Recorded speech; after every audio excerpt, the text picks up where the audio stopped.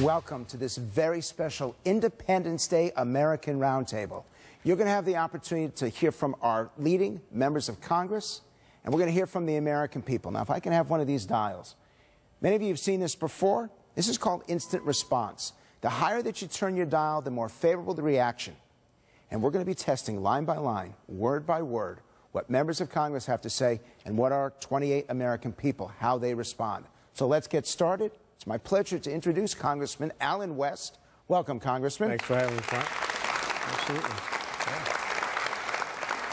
The first thing that I want to do is I want to understand what the American dream means to you. It's a special day today, and you've served this country well.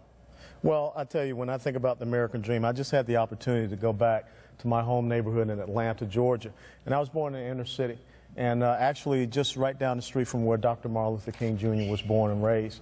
And for me, the American dream means that no matter where you come from or no matter where you are born, there is a quality of opportunity here in this country based upon your own drive and determination, your own individual industrialism, that you can achieve whatever heights that you want in this great nation. You know, my father was born in 1920 down in South Alabama, and my mother in 1931 down in South Georgia. And who would have ever thought when I was born in 1961 that they would have a son that would be a retired lieutenant colonel from the United States Army, that commanded a battalion in combat, and is now the first black Republican member from the state of Florida since Reconstruction. And that's the American dream, and that's what we fight for. So, well, clearly the American dream worked out for you, but it hasn't worked out for everyone. Well, everyone can't say that they've accomplished what you've accomplished, and people tried pretty darn hard. Yeah, what about them? But see, the thing is, I think that each and every one of us can achieve whatever greatness that we want. You know, I grew up in the inner city. It would have been nice if I was 6'2", 6'3", and I could go and shoot three-pointers and dunk. But no, I didn't. So I had a different path. You know, my father served in World War II. My older brother served in Vietnam. So the path for me was to go into the military. And they convinced me as a young man in the 10th grade to join high school ROTC. So that's what I'm saying. You know, will everyone be a millionaire? No, maybe not. But there's a richness that you can have in your life. Because as I see where I have come from and where I am today, it's not about material wealth. It's about something that is totally different. It's about an intrinsic wealth that I live in the greatest nation that the world has ever known, because my story and the story of many of you out there could not happen anywhere else but right here in the United States of America. And that's what people have always wanted to come here to be a part of saying, you know, when I put my feet on these shores, no one is going to hold me back from what I want to achieve. Now, this is the problem that we have. If we continue down the path of a government, and this is the philosophical difference that we have in America. And keep reacting. The philosophical difference is that there are some people that want to say that it's not about equality of opportunity, it's about equality of achievement. Two very different things. That says that, you know, we are going to say how far you can go and what we will provide for you. And see, that's the difference between economic freedom and economic dependency. Because when I went back to my old neighborhood this past weekend, I saw the shell of my neighborhood. I saw families that had been destroyed.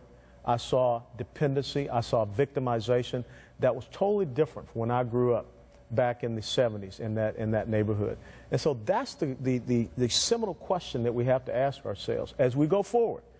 Are we going to have a government? Are we going to have people that understand what the American dream is? Are we going to have people that reflect our principles and values, that make sure that everyone can, whatever parameters they want, can live that American dream? Who's a first-time voter here? Are there any first-time voters? First presidential race. Okay, you're the youngest. You get the first question. You know, I like your story. I think it's it's a true American story. But I think one of the things that has really ruined our politics is rhetoric. And I think for a congressman to make the accusation that there are 70 communists in the House of Representatives is an absurd statement, and it doesn't reflect what the story that you just told. Oh yeah, but it does reflect the story I just told, because it reflects a person that has studied political theory and ideology. I have a bachelor's degree and 2 master's degrees in political science, political theory, political ideology. And the thing is, you have to be able to understand the two competing principles or philosophies of governance in this country. You know, when I go out and talk to people, what is America? And when people respond, America is a democracy, that lets me know they don't understand what America is. America is a constitutional republic. And when you go back and you read the documents of the Declaration of Independence, the full Declaration, the full Constitution, you understand limited government. You understand fiscal responsibility. You understand individual sovereignty, free market, traditional cultural values, strong national defense. But there are people on the other side, and you can call it whatever you wish. You can call it communism, progressivism, socialism, Marxism, or statism. They more so believe in a government control. They more so believe in nationalizing of production. They believe in creating and expanding an entitlement or a welfare state. And you can't tell me that you aren't seeing that in the United States of America right now. Go ahead. First of all, wow, because I think this proves how biased the liberal media is, because you come off so intelligent and so smart right now, and a lot of like left-leaning media portrays you as some kind of like crazy guy. So, wow, I 110% agree with you, Sid. But this is the point. There are some people in this country that are afraid of my story. There are some people in this country that don't want to, let people know that you can have a young black male from the inner city that's a conservative, a career military veteran, that had a family. I'm third or fourth generation of military veterans. That scares some people. And I understand that. And that's why I don't pay attention to it. I just have to continue to tell the truth. Jackie, does he scare you? No, not at all. I want to know how you take your story and your determination and your drive that you talk about and reinstill it into the kids that are coming up today, because they don't have it. Well, and I want to add one thing to that, because you're a man of service. Yeah. It's not just about drive, it's also about serving your country and serving others. It's about service, sacrifice, and commitment.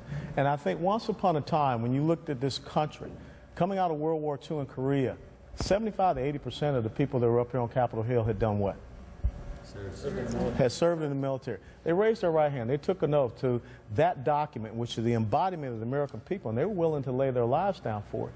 And I think you had a different sense of honor, integrity, and character up here in Washington, D.C. Now, when I first retired from the military back in 2004 after 22 years, I taught high school for a year.